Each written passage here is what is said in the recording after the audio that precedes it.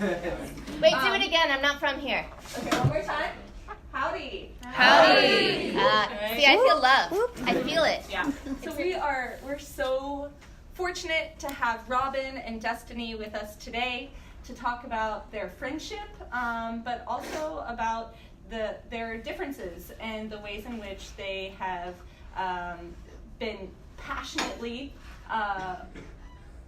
organizing in their own ways around opposite sides of the abortion debate, and yet are good friends and are a model, I think, for a lot of us of what it can be, what intellectual debate, you are models, what intellectual debate can look like when it's really founded in respect. So we have an hour with them today. Robin has to catch a flight out of our enormous College Station airport, and so we want to give her plenty of time to get to the airport. There's one gate. It's the easiest I have the thing in the gates. world. The whole Yeah. gates. The whole place will be yours. So she'll need to leave at 5 o'clock. So we're going to try to wrap up by 5. And if you have lingering questions, you could grab Destiny. But also, if you see Robin start to frantically look over your shoulder, realize that she's trying to get out of the room so she can. Not really, because when I go home, I have to go take care of the kids again. Well, yeah, there's that. So if you miss your flight, then I guess you're just... Sigh. I just like that I get the last word. So I get to undo everything that you say. Okay. Yeah, I can stay longer.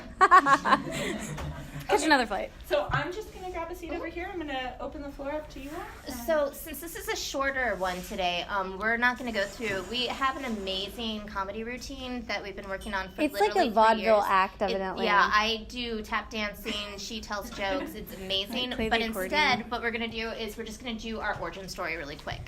And as assuming you know, Destiny is pro-life activist, feminist pro-life activist. I am a feminist oh my God! I've been. I've with you for changed so her. long. I won. It has been a weekend, or it's not a weekend. She was sleeping last night. I was just whispering in her ear. I'm like, you're anti-abortion. She very well may have. So I'm an abortion rights activist, and I've been active in that movement for about 10 years. And it was about 4 years ago that I decided for a project that I was going to go to the March for Life. And I was going to experience it as a pro-life activist. And so there was an activist who offered to show me around. But I also decided that being a feminist, that maybe I would try and hang out with the pro-life feminist group and the secular pro-life group and all of them, because they at least were a little more to my liking and not quite so you sinned for having sex and now the baby is your punishment and all of that fun stuff. So I reached out to Destiny and her group and asked if I could come and hang out with them. And they said yes, and I didn't know that they were making fun of me the whole time. And Not making fun of. Okay. But making really funny videos that happen to do with this. Because, so Robin sends me a friend request on Twitter, on New Wave Feminist, or she starts following us on Twitter. And I say she has a perfect feminist face. It's the glasses. And so as soon as we saw her, we're like, okay, this is a spy. Like, this is 100% a spy. And she's trying to, and the week prior to this, I had gotten an email from someone dead ass serious that said, I know this is going to sound really crazy, but I just found out that I'm pregnant, and my boyfriend has told me that he's part werewolf, and the baby's a werewolf, and I have to have an abortion. And, what do you do if you're me, and you think you're being punked? You're, 98% sure, but also don't abort your werewolf baby. So then I start giving her all these resources in her area and being I really don't, because science, I don't think it's a werewolf, you're okay. And so I had just been punked the week prior, and then all of a sudden Robin starts following us. So we made this video where we called her the pro-choice catfish. See, now you're doing it too. I know, I am. So that she was catfishing us, and she was trying to trick us in some way, and it was freaking hilarious. And I showed you later, and you laughed at it, and we were all Although, good. to be honest, She has a very good sense of humor. I didn't understand the werewolf references until this weekend. I keep saying weekend. Yeah, now it's all come together. It all makes sense. You get it, because we were definitely I thought she was calling me Harry. I was kind of offended.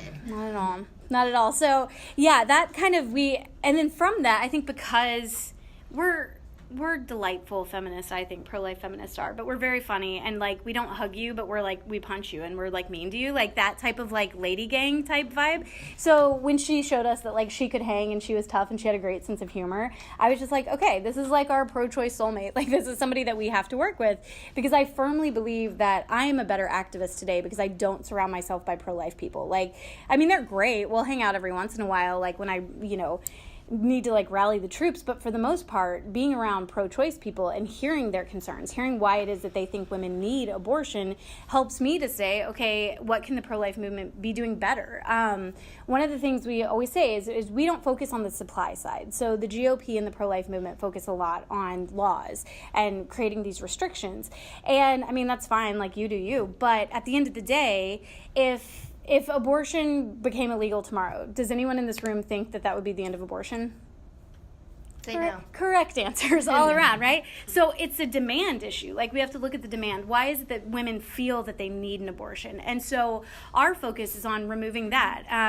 I myself got pregnant when I was 16 years old, and I know for me it was this really, really scary time, and I was terrified about what I was going through. And even back from that, my mom actually got pregnant with me at University of Texas when she was 19. So like hook 'em or whatever. And when she was 19, and in Austin, like it would have been really easy for her to have an abortion, but she knew I was a human being, and she just always had this belief. So I think I grew up with this idea that like I could have easily been aborted. And a lot of the arguments people use for why we need abortion, because a child's going to grow up in poverty or experience abuse or any of these other things, like that was kind of my childhood. Like I witnessed all that stuff. My mom had a couple failed marriages. Like things were really, really hard. And then I ended up pregnant myself at 16. But that's when I went from this like fetus tunnel vision, feeling very like kindred to the fetus, to like understanding the perspective of the woman and how scary it is. And so I had a lot of friends around that same time who chose abortion because they were going to be kicked out of their home, or they didn't understand like the healthcare system and how to access Medicaid. And you don't know, when you're 16, 17, you don't know how much it costs to have a baby. Like you still might not know. Like I remember thinking like, is it like, $5,000 or is it $100,000? Like it's about $10,000, and that's really expensive. But if you can access Medicaid, then you can actually, it's pretty much free through Texas, but people don't know that information. And so when I started realizing that growing up, it became, how do I make sure that more women know where to actually find the support and resources they need? And I think it honestly pisses a lot of people off in the pro-life movement, because we're not like, oh, Trump, and that's exactly how I say his name all the time. They're not a big fan of that. It's definitely not this like political thing for us. It's more of like a human connection thing. And when you build these communities and you support women, then they're able to make choices. So that's my New Wave Feminist elevator pitch for you guys. I let you have the whole pitch. That was good. Get the whole thing in. Thank you. I really appreciate it. And so that's actually, because obviously a lot of the things that she talked about, the need for healthcare, the need for support, the need for people to have parental leave, the need for people to be able to have a baby and actually be able to take care of it because they have a living wage. All of these things are things that we agree on. And they're all things that, unfortunately, in a lot of cases, I like the phrase baby tunnel vision, because the more time I spend with the pro-life activists, which is part of what my job is, I report on pro-life activists, the more I understand that most of them aren't focused on that. Most of them are spending their time looking at, how do we make sure that this woman doesn't get into a clinic? How do we make sure that this woman doesn't access abortion? Not how do we make sure that this person has the ability to actually raise a baby when that happens. It all stops at the clinic for them. And so when we have these places where we all recognize we need health care, we need living wages, we need all of these things, it's ridiculous not to work with people over one issue. And so that's kind of what we've been doing, is we've been trying to go around and find out, where do we have places where we can agree with each other. We all want to make sure that the same thing. Nobody wants somebody to have an abortion who did not actually want to have an abortion.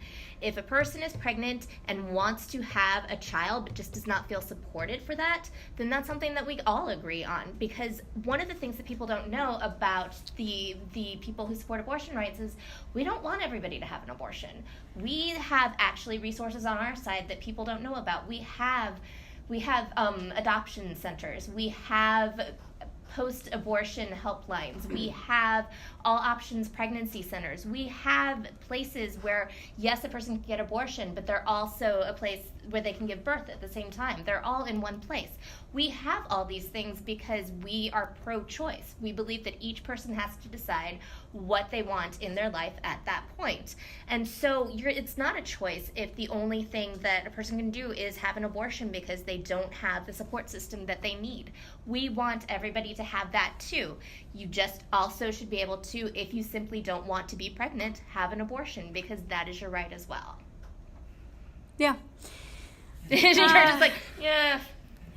So New Wave Feminists, we're a consistent life ethic group, and basically that means that we oppose violence against human beings from the womb to the tomb. So we're anti-war, we're anti-sex trafficking, we're anti-torture, we're anti-death penalty. We extend it into the womb to also be anti-abortion because we believe that it is violence against a human being at their weakest and most vulnerable moment. And that's when we as feminists should use our liberation and our privilege to protect the weak and the innocent. And so I think that that's, we know that that's the crux of this argument between the pro-life and pro-choice side. I think we all agree it's a human being.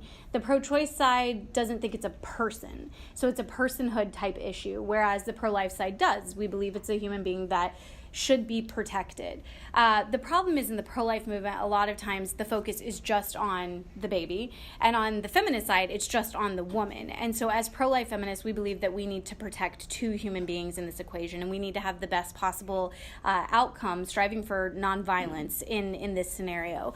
And obviously we're never going to agree on that part, but we also don't spend a ton of time trying to convince one another, trying to win the other person over, because at the end of the day, all of the energy that we put into arguing with people on the internet, right? And you can have the best apologetics, you can have the best gotcha questions and totally convince them, but you win the argument and you lose the person. It still doesn't change them, because a lot of times it's going to be personal experiences. It's going to be, my aunt had an abortion, my best friend had an abortion. It's going to be something like that, where there are many layers to it that are not usually brought up during this type of dialogue, because it is a very personal, intimate decision, and people don't necessarily disclose it or talk about it. And so I think a very important thing for me as a pro-life activist is anytime I am in any room speaking before anyone, I assume that people in that room have been affected by abortion in some way or another. Either someone in this room has, or you love someone, as Robin's shirt says. I actually don't hate her shirt, because we all love someone who's had an abortion. And so I think having that level of empathy and knowing that there is a full spectrum of women who have had abortions, and there's ones who did feel like it was this necessary evil and they regret it. There's others who maybe feel like it was the right choice, but they might still have some unsettled emotions about it. And I think we have to allow space for them. It shouldn't be just either jump on the shout your abortion, bandwagon, or the I'm a murderer and I need to repent bandwagon. A lot of times I think the two sides put women into these two groups. And we have to create space for women to actually have those emotions and talk about them, because and we disagreed on this yesterday, but I feel like a lot of the vitriol that I find when I'm talking to pro-choice activists, and they're so emotional. I argue with people all the time. I argue about war. I argue about pornography. I argue about sex trafficking. I argue about guns. There's a lot of things that I argue with people about. And the pro-life issue is one where I see so much more emotion than I see in any other issue. And I think it's because it has personally deeply affected most of us in some way. And then everyone in this room, the fact that y'all were all born post-Roe, I think that does something to us as a culture, knowing that we could have been aborted, that this was a choice. And I think, we were talking about why is this the most pro-life, they're saying this is the most pro-life generation, is young people. And Robin's saying it's because of access to birth control, which I think that is very vital. That's something we support. I always say a prevented potential pregnancy is a prevented potential abortion. So the more that we can empower women to understand their fertility, their bodies, their options, their resources, because at the end of the day, I don't believe anybody wants an abortion. It's not a massage. It's not getting a pedicure. It's an expensive procedure. There can be, mental and physical repercussions from it. And so if we can save women from even having to get into that position in the first place, I think that most of us agree on that. I agree on that. Now you have to say more stuff. I have to say more That's the way this works. Now you have to say more stuff so my brain can take a break. Yeah, but I honestly, I feel like you nailed a lot of things right there. Most of them. I don't necessarily agree that there are, there's physical and mental repercussions to any sort of medical procedure, I would like to say right now, and that includes, but is all medical procedures, not necessarily just abortion, because I had to address that one. We're still working out our shtick a little bit. Sometimes all of a sudden we're like, oh wait, that's a bad point. I don't know where I fit on that one. But I think that's the thing. We talk about Right. these things. Like, there's even some stuff within the movement that it's like, I haven't fleshed out the way that I feel. And so I think it's good to be able to call someone up. Yesterday, somebody asked me about euthanasia, which is something that, as consistent life ethicists, like, we are opposed to euthanasia, but that is kind of where I get more my body, my choice type about it. There's issues where I think, people are playing God. I say that as an agnostic, but playing God to keep themselves alive longer, and they're in pain and things like that. And I think that they should have certain options. But at the same time, I'm very leery of the government. I'm not a libertarian, but I have a strong libertarian streak sometimes when you make it a government enforceable type of policy, right? Where a government can say the quality of you staying alive is going to be very expensive. And so we think you should check out this option where you are not alive anymore. I think that's a really slippery slope. And so our whole focus is we stand with the vulnerable, wherever the vulnerable are. And that's going to be in all types of different spectrums and movements, especially within the feminist movement. And I think feminists get so much right when it comes to doing that and really using their privilege and liberation to pull people up and reach this equal level. But for some reason, we just leave the unborn child out of it. And that's never made sense to me. I just have never really understood it. And so the fact that there are people who disagree with it. I wasn't jumping in on that one, actually. But the fact that you disagree with it, I think is okay. And I think at the end of the day, when we stop just trying to convince one another, but we create space, right? That's a really big thing. We create a new wave feminist, and used to, when I would tell people I'm a pro-life feminist, they're like, that's not a thing. That's an oxymoron. And I'm like, do you expect me to disappear in a cloud of smoke when you say that? It's a thing. But the interesting thing is then back in 2017, we were members of the Women's March for 4 days. And then the Atlantic picked up the story and was like, look how inclusive they're being. They even have pro-life feminists. And so my good pal, Robin Marty, tips off all these pro-choice feminists. She's like, hey, they got pro-lifers coming. And they create this crazy Twitter storm that was kick out new wave feminists.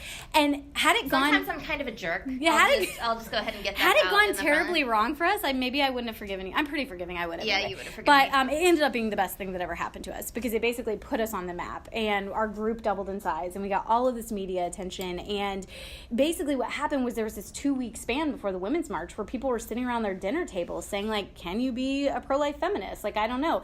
And the best thing about feminists is we're rebellious AF. And so when someone tells us you can't do something, they're like, maybe you can't. We're just contrarians a lot. And so that's what happened was a lot of people came up to us at the Women's March, and they're like, I think it's wrong that I totally disagree with you, but you should be here. You get to have a different opinion. And that's the beauty of women. We can come together and work on the stuff we agree on, even if we don't agree on everything. And that's basically, that's kind of what Destiny and I do in our own communities a little bit. Destiny got into a lot of trouble for voting for somebody she wasn't supposed to vote for because of abortion. I got some pushback because I did a keynote at an event that was actually going to provide fundraising for a woman who was starting a birthing center in Houston, but she herself is pro-life, and so people assumed that it's a pro-life birthing center, and no, it's a birthing center for women who are mothers, and usually black women, and they have awful maternal mortality rate in her city, and this is something that we support. This is something that we have to address. Racism in the medical system, racism in our country, everything that goes and makes people in more poverty. This is something that I believe in, and I do believe that there are a lot of places where pro-life and pro-choice people can actually find common ground when it comes to addressing maternal mortality and addressing things like that. But that was considered a bad thing that happened. It's just sacrilege. That's the weird thing, is that these boxes that we're in and these labels we're in, the groups themselves, I get more shit, honestly, from the pro-life movement than I do from the pro-choice side ever. They're the ones who are Same. this is this rigid box we need you to fit in, and you're off there doing some wild thing, and we have a problem with it. But, the woman who started this pregnancy center, it's actually up in Dallas, and so we do have a higher rate. I have a bad time with Texas. Just Texas is a blob to her. It's very offensive. Yeah. Dallas is not Houston. And so it's up in Dallas, but in Texas, nationally, we have a higher infant and maternal mortality rate among women of color, and it's something that we need to be addressing and talking about. This is not a pro-life, pro-choice issue. This is like a human issue. Like, we need to care about this. I think, you know, I've had a few kids, and every time I've been pregnant, like, there's parts that are kind of scary just because it's a crazy weird thing. You have an alien in your stomach. That was dehumanizing. I shouldn't have said that. But that's how it feels. Like, it feels like an alien sometimes, and it kind of looks like one for a few months after. But I never thought I was going to die. And the fact that women of color right now genuinely, like, truly are scared that they are going to die if they continue a pregnancy because of the medical system and not believing them when they tell them they're hemorrhaging. You know, that happened to Serena Williams. So it's not even like a class level or an education level. It is Black women. Something is going on. And we need to be researching and looking into it. And that was a huge talking point for Beto O'Rourke last year. And so that is why I broke the cardinal rule of being pro-life, and I endorsed him. I supported him, not as New Wave feminist, but as Destiny individual, and for legal reasons, I have to say that. I mean, they were already leery of me because I was never Trump, but when I did that, that was kind of the final nail in the coffin. Like, it's funny because we have these shirts that say "Bad Feminist" since we got kicked out of the Women's March, and there's a woman named Roxane Gay who is a big pro-choice feminist. She wrote a book called Bad Feminist, and she was one of the ones tweeting that we needed to be out. So I was like, okay, when the woman who wrote the book on bad feminism tells us we're bad feminists, like, we get to make a shirt out of it. But the funny thing is now we're also kind of bad pro-lifers, I think, because we're just really moderate and we're looking for ways to connect to people. And I know that when a woman comes to me and tells me that she's pregnant and scared, and what is she going to do? I'm not like, let me call up Ted Cruz and find out what he has to say to you. Like, no, I say, like, let me find resources and let me help you. And so when I heard Beto, who is extremely pro-choice, I mean, probably more extreme than most politicians, but he has this other whole life ethic that is talking about, you know, Medicaid and children with disabilities and pre-existing conditions. And he's talking about the number of veterans we have every day that commit suicide. We have 20 a day in America. So we send these people to war and then they come back. And, you know, as cadets and people at A&M, like, I'm sure that's something you're passionate about. I'm anti-war because I care about human life. And so it's something where I don't want to see young people who are dying and getting hurt and coming back, and we don't have a system that supports them in any way when it comes to mental health issues. And Beto was talking about all of these things, and then he was talking about the maternal and infant mortality rate among women of color. And so for me, that was, yes, you are pro-choice, but you're almost more pro-life in all of your other policies. And it becomes a point where Republicans, it's just so much lip service with their pro-life, and they push a lot of extreme bills that a lot of times they know aren't going to pass, but then they can run on it next election cycle and say, look at this pro-life thing I did. And a few years back, for me, I used to present this as a conspiracy theory, but I'm starting to think it actually is completely legit, that neither side wants abortion to go anywhere, like in the political spectrum. Because in the political spectrum, that is the way they pit us against one another and keep us divided. Even the latest thing that happened in New York, it was political theater. So the pro-choice side could solidify how pro-choice they are, and the pro-life side could solidify how pro-life they are. And if we let them keep dividing us on stuff like that, I think women and children are the ones who fall through the cracks. And so for me, it's a matter of, I would love to see more pro-life Democrats, honestly. I think that that's something where if we create space, you know, not that every Democrat needs to be pro-life, that would be amazing, but demanding that level of consistency. Because I think most young people, you know, there was a study that just came out that said they're leaving institutions. So that means they're leaving churches, they're leaving government political parties, and they're leaving colleges. So, like, all of these affiliations that they're having, they're just not buying into them anymore. And so we have to wonder why that is. And I think it's because of the divisiveness that we see in our nation that is just splitting people apart constantly and saying, these people are your enemy. Like, go home and ruin Thanksgiving dinner now. Like, and that's this mentality we have where we don't know how to talk about helping people. And I travel this country talking to a lot of people, and I can tell you most people genuinely care about people. Like, we have different ways we want to go about doing this and things we think are more effective. But we care about others. And I think as long as we keep that in mind and remember it, then we can have good dialogue. Do we want to do a Q&A? Yeah, I was going to say we should probably stop talking. We've got like 30 minutes if we haven't just thoroughly answered all of your questions. I mean, we might have, in which case, make sure we get A's on our follow-up. Both of us win. It's a tie. You weren't playing. What I'm not questions playing. do y'all have? they've talked a little bit about like their positions and everything, but I mean, when we've been spending this whole semester talking about conflict, and so go ahead, Derek. How did y'all get into this organization? We don't know, actually. We were just talking about that. Yeah, I think I quit drinking 18 months ago, but I think some time prior to that, I must have downed a bottle of wine and gotten an email that was like, do you know anyone who would argue with you in front of students? And I'm like, Rob and Marty. I have no recollection of doing that whatsoever. This was her best drunk idea It was ever. my best drunk idea. Was hopefully her last blackout. Yes, it was. And so, yeah, now whatever this organization is, they want us to go around and... She's like, if we got the Facebook thing, she's like, what is Village Square? Village Square. I'm like, that's who sent us. We could definitely get murdered really easily. Like, someone would be like, come to this speaking event in my trunk in a dark alley, and like we'd be like, all right, whatever. But to be fair, we would totally speak to a drunk in a dark alley at this point. Yeah, we would. We would make them. We would make them believers. Really special You are totally up from such a step the up dark from alley. what we could have. Thank you. Yeah. Derek. Thank you for your very kind question. That broke the ice, so come on, other people that have questions. Yeah. Okay, I feel like y'all are like kind of in the middle-ish. Like there's like the two extremes, and like y'all are like kind of more in the middle. Teddy's laughing because I am really actually an extremist because he knows me. She kind of We all is. seem to agree on like a lot of points, though. I guess is what I'm getting at.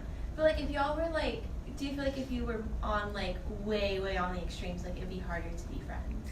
It would be harder to be friends, I think, but we still would talk to each other, I assume. So I actually, and I'm gonna plug myself for a second. I actually have a podcast. And if you go to it today, you will get to listen to me and Destiny have this discussion. Well, not this discussion. We had a very different discussion.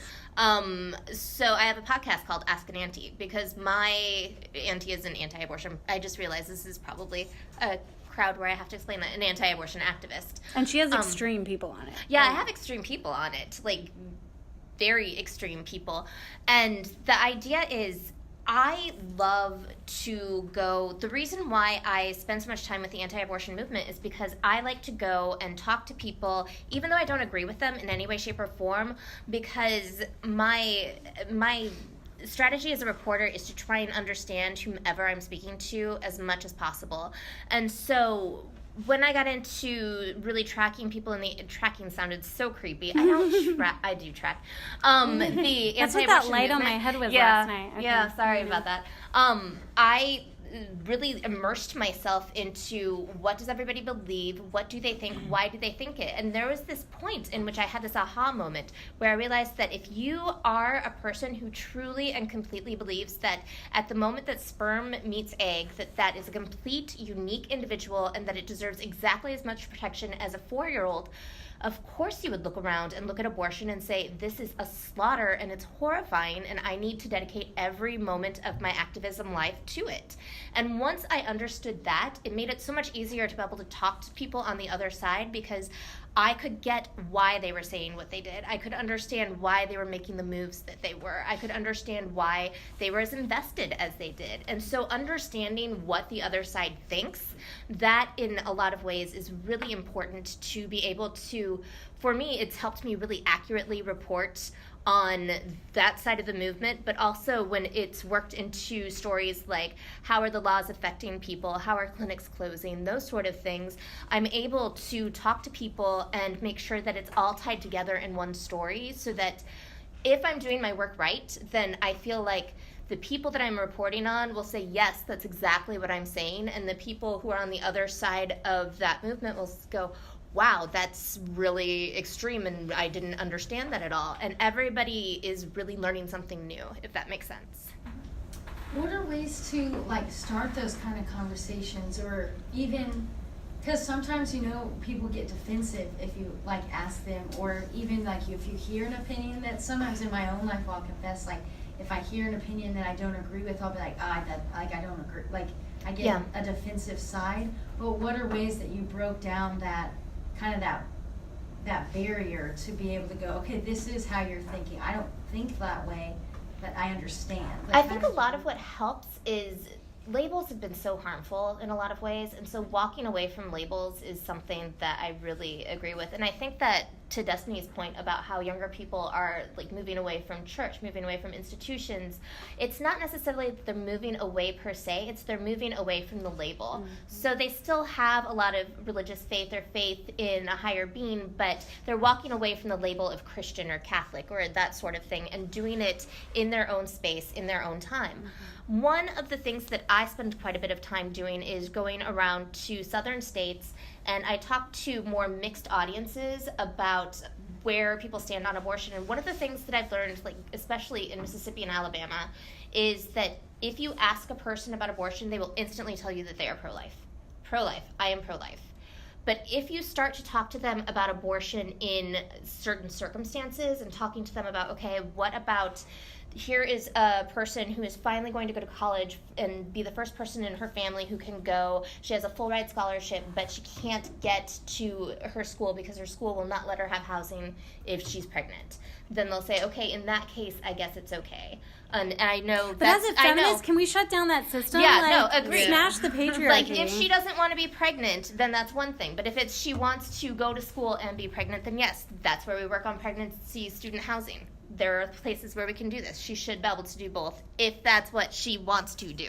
We should always want to smash the patriarchy. We should always be accommodating women and their fertility and their bodies. And I think that's part of the problem with abortion for the last, 47 years is it's something where it has allowed society not to accommodate our bodies because it's like, oh, well, you made this choice. You've made your bed, now lie in it. And so we don't have to go out of our way to make sure that there is daycare and housing on campus or things like that, which I think is bullshit. That's such a weird tangent that I'm on.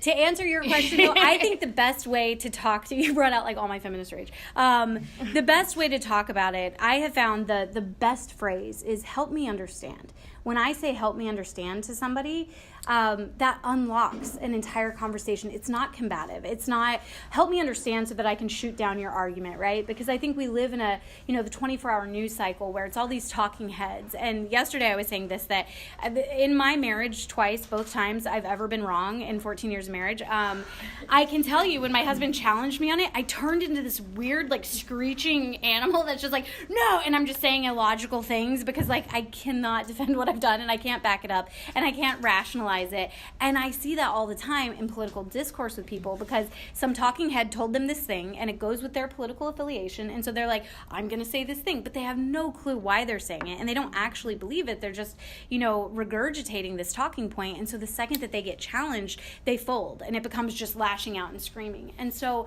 I think stay simple, and it's fine to say I don't know or I don't have an opinion on that. There's a lot of stuff that as a Texan, I'm telling you, the gun issues, like I have a really hard time because I'm very moderate on it. Like in Texas, when you're born, they give you a gun in the hospital, and so like I have one, but I also, my husband. That's a joke, right? Just checking. My husband's super anti-gun, and so he's like, I don't want it in the house. We have 4 kids, and statistically, the odds are higher that they would shoot themselves than that I would need it to protect it or our family. And so it's currently in a lockbox in my grandparents' nursing home, like up the road, which is super weird. Like I'm arming the elderly, and so I've written a few articles for the Dallas Morning News talking about this moderate position that how do we have responsible gun ownership, and me realizing, I remember the day that I turned around and my 2-year-old had my purse pulled over. She's in her car seat and she's chewing on my mace. That was like my keychain mace. I was like, oh, I can't have a gun. Like I know myself too well. Like I'm too flaky of a person to have that at this point in my life. And that's something I really battle with. And so I read a lot on it. I talk to a lot of people from completely different sides. And I try to cut through the extreme BS because each side has it so that I can form an opinion. But right now I don't have a solid opinion other than be responsible, and let's try to save as many lives as we can, because as a nonviolence activist, that's really important to me. Saying I don't know and giving yourself the opportunity to learn more, I think, is kind of this lost art. When you're in college, you are supposed to have really strong opinions about everything, and that's why we see people shutting down dialogue. The school we were at yesterday, somebody was evidently really pissed off I was coming, and they said they were platforming, which is a term I hadn't even heard before. Deplatforming? Yes. They wanted me deplatformed. Yes. Yes, because I was being given a platform for my hate speech. I'm such a hateful person. Everyone should be very intimidated by what comes out of my mouth. Like, I think I'm the most laid back, nice, normal person. Maybe I'm not. But I think that's super weird. Like, I'm not Milo Yiannopoulos. Like, if I get to the point where people are like burning, dumpster fires and throwing rocks at a building I'm speaking at, that's really sad because I have a pretty moderate, normal message that most people agree with. I think so do you, even though you're a crazy extremist. I am an extremist. It's still something a lot of us agree with. And when we can't have civil dialogue, you just see this intensity of like, shut it down, this censorship. And I think that's really scary because that actually says more about the people shutting it down than it does the people talking. A lot of these provocateurs, they're trying to get a rise out of you. Don't let them have that. Don't let them get that rise out of you. You know, I long ago, and I think it might be a Texas saying, when someone's digging a grave, hand them a shovel. Like if somebody's talking and saying something stupid, broadcast that everywhere. Let everyone know. Don't try to shut it down and censor dialogue because I think that's really dangerous. And then on a one-on-one level, just help me understand. You know, there's an inconsistency here and I'm not getting it, but I want to know where you're coming from with it. I think is one of the most powerful phrases. I know y'all said y'all both want to support women who don't want to have an abortion. What would y'all say in a situation where a woman wants to have an abortion, but the father doesn't want her to? Yeah, no, I'll be totally honest, I'm struggling with that one too, because I believe abortion is violence against the weakest, most innocent human being. I believe it's a human rights issue. I totally believe that men have a place in this movement because more often than not what I see is a woman who might consider having the baby, but the guy takes off and he abandons her. And so then she is left very vulnerable and chooses not to continue the pregnancy because of that. But this new rise in guys saying like, no, incubate my baby. And I'm saying that as a pro-life feminist, it feels icky to me, even though they're trying to protect a human life. And that's something I totally agree with. But I think that we need to even pull it back further than that to the fact that sex is a procreative act, you guys. Like, it feels amazing. We should, like, I mean, when you're ready for it, like, have a lot of it. It's great. It's a wonderful thing. But it's also something that can make a human being.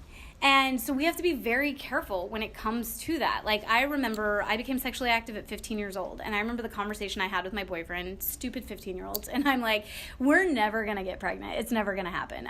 But if we are, I'm not going to have an abortion. Like, I knew that before I even engaged in that act because I knew that I was consenting. I was making a decision that if it created a new human being, like the one person in that scenario who didn't consent is this person I just invented with my lady power and my amazing body. Like, they didn't consent to anything. So the fact that they become the scapegoat and I can just choose to erase them, I have a real just ethical problem with as someone who believes in human rights. That's the conversation that needs to be happening on college campuses. When we're talking about consent, when we're talking about rape culture, when we're talking about all these other things that we need to be talking about, we need to be talking about responsible sexuality and making sure that people know what they're engaging in, because I do think that's the problem with some of these guys. It was just a hookup. That conversation didn't happen. And then when she wants to abort, you know, he's left shocked. Before you have sex with someone, figure out what decision they would make when it comes to that. And that is a place where I wholeheartedly agree. Obviously, I do not think that a person who gets somebody else pregnant should have the right to decide what that person does with the pregnancy. But that is a conversation that every person should be having before they have sex. I do not believe that sex has to always be a procreative act. I obviously do not believe that in any way, shape, or form because I've had sex way more times than 3. And it took a second. There we go. All right. But the conversation should be had beforehand. And also, I know this sounds really self-evident, but whatever your opinion is on abortion, do not have sex with somebody who does not share that opinion. A, just because you're going to have that battle at some point if there is an unplanned pregnancy. And B, because in a lot of ways, how a person feels about abortion is so deeply enrooted in how they feel about so many other different things. And so if you are so utterly opposing on these things, maybe that's something you need to take into account before you have sex with them, because I do believe that you should be having sex with people that you have a lot in common with. And we need to also launch it's a pro-choice, pro-life dating app where you can just hit one side of the screen. swipe left on pro-choice. Yeah, and totally. Yeah. Okay, so what are y'all views on someone that got raped and with that they had a child, they got pregnant? Oh yeah, if they want to have a child, they should be able to have a child. If they don't want to stay pregnant, then they shouldn't have to. I think this is one of those cases that it's kind of always thrown out as a gotcha question, and I understand it because it forces pro-lifers to say either we think abortion's okay, and in this case, this fetus is like a demon seed or something. I don't know what. To me, it feels really kind of patriarchal, right? Because I know women who have been raped and conceived, and so for them, it's their child. And when they hear this message, it's the rapist child. Like, I think that's patriarchy right there. And I think that a lot of them, society pushes them, if a woman has experienced an assault and conceived, to have an abortion, rather than building her up and saying, like, no, we're here for you if you don't want to. Like, this is up to you. I also think that as a feminist, I'm really careful to not speak on behalf of other people. So I wouldn't be like, black women today in America are dealing with, like, no, I would pass the mic to a black woman and say, like, you need to talk about what you're going through, like, share your experience. And I think we tend to do this in the cases of rape, where it's the gotcha question on the internet everyone throws out. And what we have to realize, we don't realize we're doing it, I think, but you are taking one of the most excruciating things that has ever happened to a woman, and you are using it to win an argument on the internet a lot of times. And I've been sexually assaulted. Thankfully, I didn't conceive a child from it, but I know that that's really painful, and I know it's even more painful when you compound that with a pregnancy. And the number of women I know who did choose life, and basically their situation is what's being used to push abortion. And so I say we pass the mic to those women, let them talk about it. And at the end of the day, if you're going to ask that question to someone on the internet, there's that argument out there that, okay, if we say that one's okay, does that mean you want to outlaw all other abortions? And most people say no. Okay, so then you're just using women in that case, is what's happening. And so I think that's kind of a question that we need to be more respectful to women who have experienced sexual assault, and let them tell their stories when it comes to that. And some of them choose abortion, and I mean, that's part of it too, but like, let the women who that has happened to speak on behalf of it, rather than us throwing it out as like a gotcha type question. You're not alone though. I get it all the time. So it's definitely. No, I have like these debates with my friends. And yeah, so it's the number one question that comes up all the time. How we do it? Yeah. Yeah. That is the number one question that comes up all the time. It's always the most heart-wrenching Well, story. and one of the things that you might have noticed is that our answers aren't totally different from each other, even though like they are totally different from each other, if that makes sense, because Destiny's talking about letting the people who have had that happen to them actually be the ones who speak about it. And I mean, they're the people who get raped and get pregnant and decide to go ahead and give birth. They are speaking about it, and then the people on the other side are speaking about it, and they're both speaking about the choices that they made. Yeah. So I mean, they're not the best of on top of each other's, but it also shows that it doesn't have to be totally divisive. Yeah, I agree. Any other questions? So with y'all having, with both of you being activists and having such views that people consider, radical in a certain sense, what has been the worst reaction you guys have had, like that you guys have experienced in certain places where you go speak or places where you attend to? Like, what's the worst thing that either the audience or someone themselves have done? I get protested a lot. I get protested a lot less now that I've started doing, when I did my first book. So my first book came out in 2013, and this was before I really started spending a lot of time with anti-abortion activists. And every time I did a book event, I got protested. I would have the local Right to Life people would show up. They were usually local Right to Life people, but for some reason, and this is unusual, they always had bloody fetus posters, which usually Right to Life doesn't do that. It's usually more extreme groups. But yeah, I always got protested in bloody fetuses.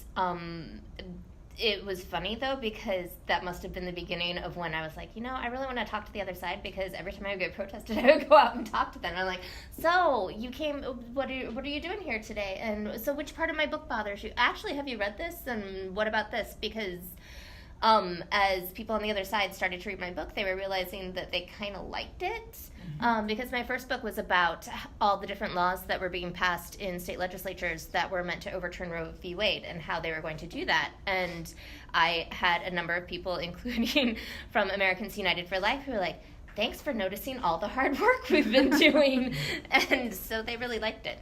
But, so I get protested. I get protested a lot less now that I spend so much time over with all y'all, because that way they're just like, nah, don't bother protesting Robin. A, she likes it, and it's just not worth it. And B, we don't want to scare her off, because she's the only one who writes fairly about us. And we're so close to converting you. Like, we can Oh, taste yeah, it. That's the other thing. That's They the other all thing. think that they're Don't about wanna blow ready it. to convert me at some point, so that's fun too. Yeah, the weird thing is I've never had anybody like really say anything to my face. Like I get people who come out and they mean mug me all the time in the audience and like they want to protest me, but then they just don't because I'm not a weirdo. And so I was recently at Loyola University in New Orleans, and the college Democrats came and they all had their Planned Parenthood shirts on. And so they sat up there and one of them walked in, and there's kind of, I'm going to be just real. There's nothing I kind of hate more than actively pro-choice dudes, because I feel like there's something creepy about it. Not sorry, Teddy, but there's something creepy where like a lot of them, it's pro-choice because they want to be able to just have sex with lots of ladies and have no consequences. And so when you have these guys who are just like so over the top invested in women's rights, like I'm like, what happened to no uterus, no opinion? Like we get that all the time on our side. Like why doesn't it play the other way? And so I was kind of just like, oh, the bro-choicers showed up, and then I just like felt something inside me that's like, go say hi to them, stop being a dick. Like I don't want to be a dick. And so I walked up and I was just like, hey, I mean, it was a pretty packed room of a lot of pro-life people and religious people and college Republicans and all this, and they were definitely the minority. So I walked up to them and I said, hey, I just want to thank you guys for coming. I know this is probably not your wheelhouse. I put myself in uncomfortable spaces all the time, and I know how hard that is. So I was just like, thank you for being here. And then I walked back down, and they were pleasant, and my husband had actually come with me on this trip, and he's sitting back there, and he's like, yeah, they were like, okay, never mind. And so I was like, what did I just squash on accident? Like, I have no idea. And then I went to a school in Houston one time, St. Agnes all-girls Catholic school. There is nothing more terrifying in the world than teenage girls.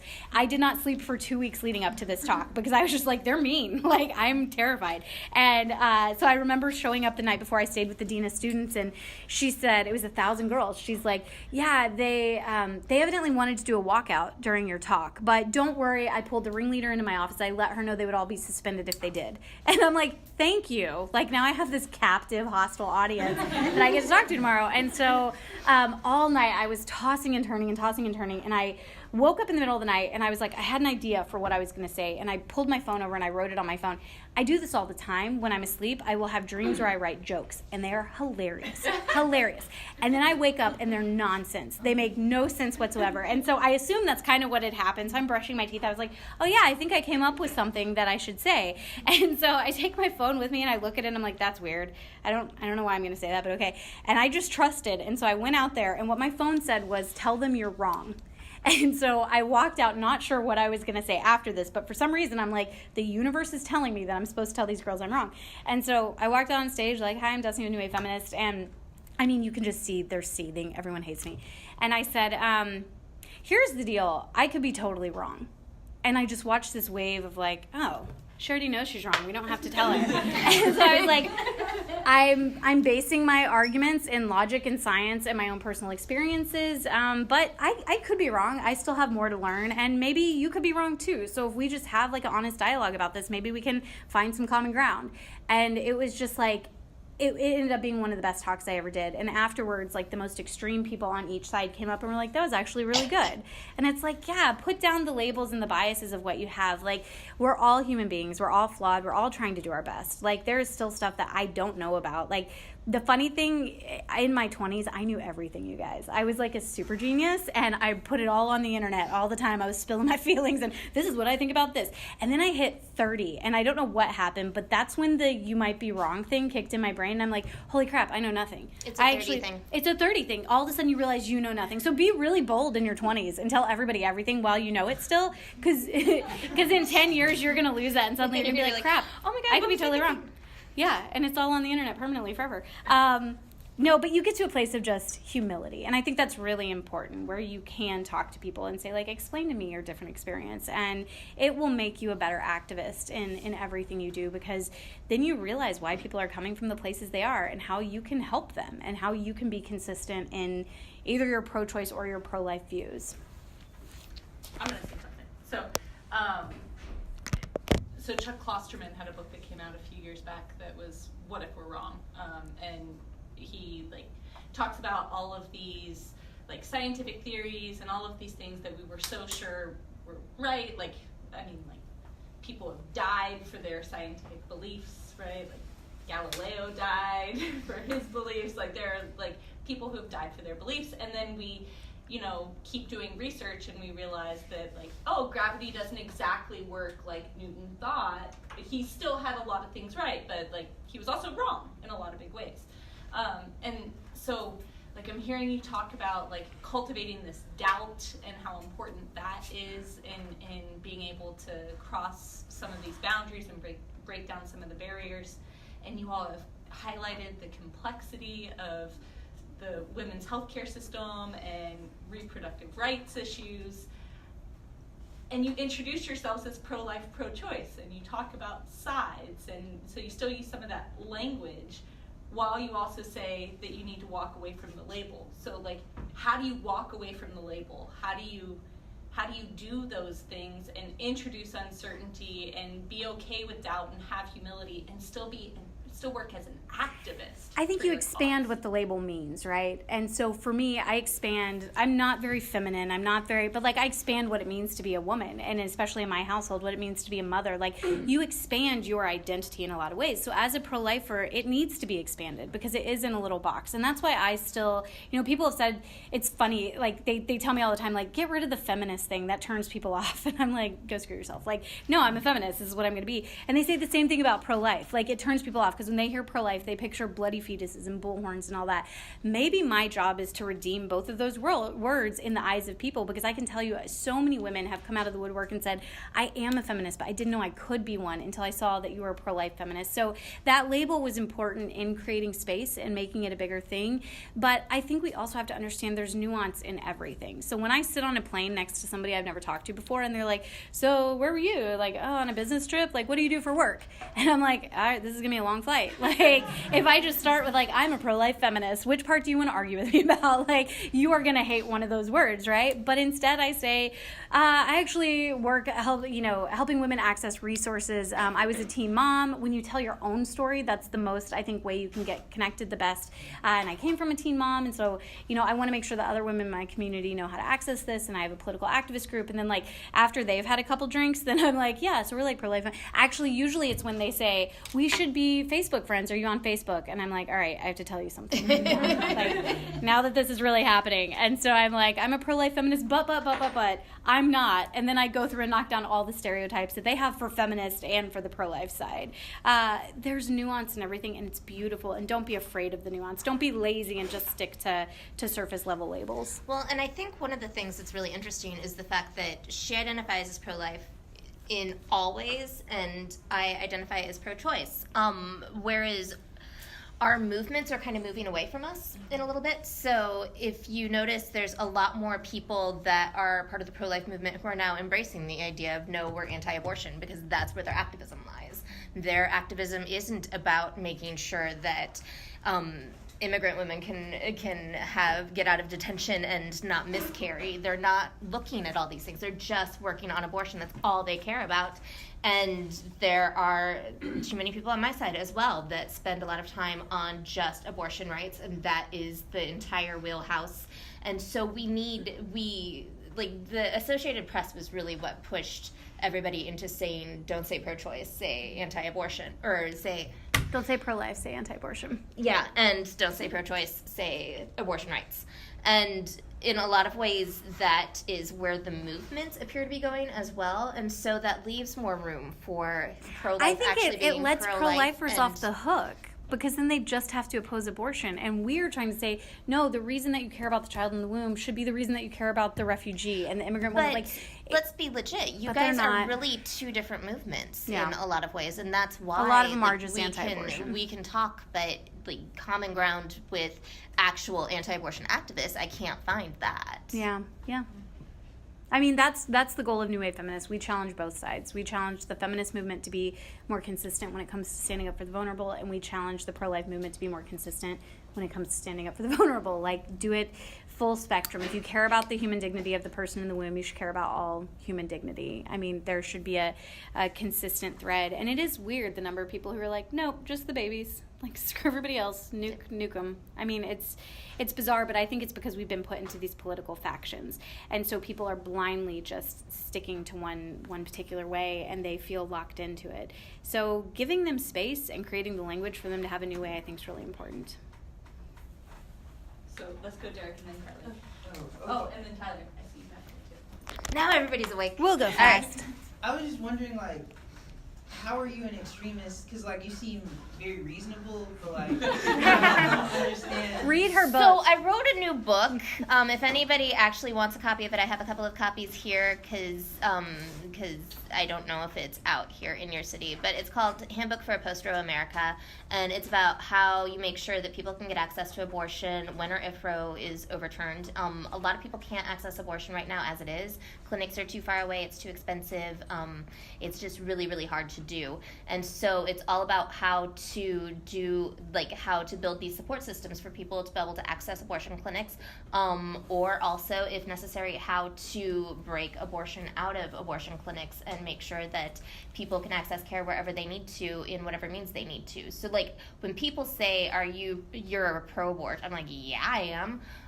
Because to me, I'm pro-abortion for any person who wants to have an abortion without having to jump through a bunch of hoops, spend a bunch of money. Like, if a person does not want to be pregnant, they should be able to not be pregnant as quickly and easily as possible. So yeah, I'm totally an extremist. I just play nice when So it's a DIY abortion handbook. It does actually have instructions on how to do that too. So I mean, extreme. Yeah, it's pretty extreme. If you don't want anybody to know that you're actually looking up any of it, everything that's in the book is also at postroehandbook.com.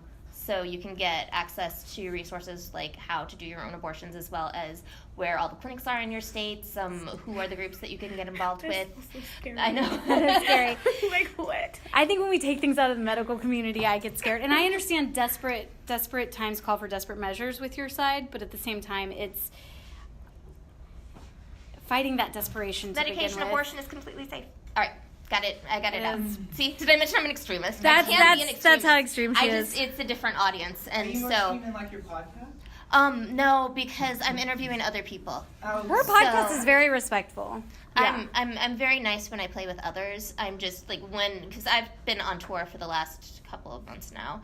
And so when I'm on tour with abortion funds, which are groups that help people who want to access abortion but can't because they don't have enough money. So they fundraise to make sure that people can actually get to those clinics, pay the bills, all of that. Because in our movement, nobody should be forced to have a child and carry to term if they don't want to be pregnant just because they're poor. That's injustice. Okay, so now we're talking about like a lot of the like complexities that like pro-life and pro-choice, like it's not just abortion, like it's like healthcare and like sex ed and like all that kind of stuff. But like I feel like in the media, all you see is like the really extreme views and like just the abortion. So like, how do you, for like a lot of these like issues, like not even like beyond like pro-life and pro-choice, like other issues, like you only see that one side. It's not something you talk about really ever. And like Anna was saying earlier, like people just get so defensive so quickly. So like, how do you? The media is awful. Yeah, kill your TV. I will start there. As a reporter, I can tell you the media is awful. I cannot tell you how many stories I have killed for media outlets because they were upset that my stories weren't extreme enough. So it would be things like can we go to a different clinic because I don't think you had enough protesters outside of this clinic, or I really wanted to hear about how these pro-lifers were going to resort to violence. Do you think that's a thing that you can work in there? I'm like, well, this group is never going to do that, so no, that's not something that I can just do. And a lot of it is because the people who are in the media obviously they want to sell things. I mean, that's what the media is. Another part of it is the fact that the people that are in the media and running the media are not usually in the communities that they're covering. And so they don't have an awareness of what is actually going on the ground, but also they don't have a really good awareness of what things are like in rural areas or in southern areas or basically any place outside of the media bubbles of New York, California, DC. So that all kind of conglomerates together. And because of it, one of the things that's very frustrating is I try to be extraordinarily true in my reporting, not just because I mean, that's what you should do, but also because I recognize that if I go and I do coverage of a 100-person protest because it's really extreme, then when I am trying to cover a 50-person protest at a clinic, then everybody's like, well, that sounds normal. Mm-hmm. And so in a lot of ways, I'm normalizing what goes on in front of clinics, and to the point where this is what people expect now because this is what I read in the news. Now 25 people who are blocking a door doesn't seem like that big of a deal because I've already heard about the 100 people that circle the entire clinic so nobody can get in. So it all kind of perpetuates itself onto itself, and I feel like in a lot of ways the media has become less responsible as they report, and they're kind of feeding this extreme bubble. I mean, you get revenue from click-throughs. Also, yes. Tyler was next. I had a question more for Robin. I know at the beginning of y'all's talk, you guys discussed that you differed on personhood versus humanity. Correct me if I'm wrong there. Mm-hmm. And that, Robin, you said you believed that abortion was okay because it wasn't a person yet. Is that what you said? I put the words in her mouth. Yeah. Robin, I'm just curious why you can explain, or if you can't explain, when it turns from whether a fetus or a human, whatever you want to say, into a person that can't be killed. I could. But what I'm going to say is what I say too, because one of the things that comes from having access to people in the pro-life movement is that you kind of agree to allow a series of apologeta, the questions, and that's one of the questions. And so I do this a lot where they're like, okay, tell me, is it a baby here? And then I'll be like, okay, well, sure, that could be a baby. And then they'll say, what about 2 weeks before? And then like keep walking it back and back and back, and bing, look at you, you're actually pro-life. And I get that because I understand how that system works. But what happens is, like, as you saw with Destiny, she and I agree with a lot of our issues in general. And if somebody walks me through that, is it a baby now? Is it a baby now? Is it a baby now? I will probably agree with you all the way through. What is important, though, is that when you can walk a person through that, that doesn't necessarily change anything. Like, we would agree right there, face to face, but when a person is facing their own unintended pregnancy, that's an emotional issue. That's not a logical issue. It is an emotional one. And that's why we see so many people who identify as pro-life, like very religious people, very pro-life people, who when they face their own pregnancy or when somebody in their family is facing an unwanted pregnancy, they still go and get abortions. It happens a lot. And then, so it's because it's an emotional issue. And so we have a saying that's really awful, but it's called pro-life with exception, and the exception is rape, incest, and mine. And it's because when a person is faced with that, logic goes out the window. It's an emotional thing. And so that's something that obviously on the pro-life side, it's something that they want to make sure that it's not just, you're not reacting to the emotion, you're making sure that you understand, okay, here's the support, here's all of this. But it's still going to be an emotional issue, and that's why you see so many people who are pro-life who still go and have abortions. But just because it's emotional, does that mean that it's morally immoral? Like, do you see, I know you said you don't want women to have abortions, but you want them to have the availability, like the opportunity to have them. So I'm just not trying to target you individually, but like, do you see abortion as moral? Do I see it as moral? Yes. Yes. Okay. So actually, in the interest of Robin making her flight, I think that needs to be our last question. But if we can just thank them for Thank you guys.